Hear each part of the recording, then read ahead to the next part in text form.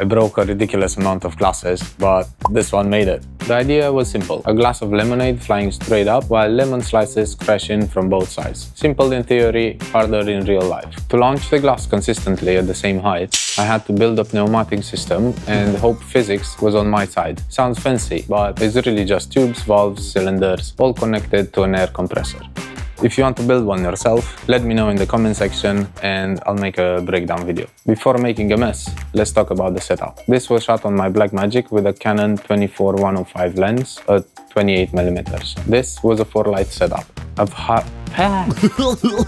A 500 watt light with a Fresnel lens to give it more punch that goes through a diffusion flag and lights up the glass from behind.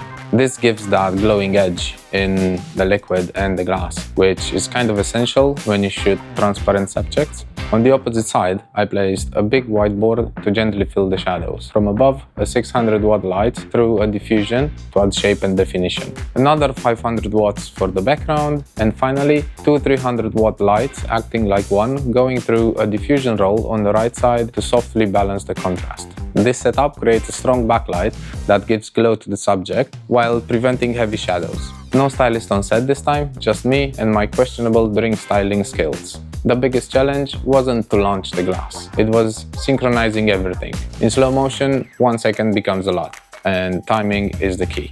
Too early, too late, too much pressure, not enough pressure. I had to restyle dozens of glasses and a lot of them are now recycled art. And then finally, the timing clicked for a few glorious seconds.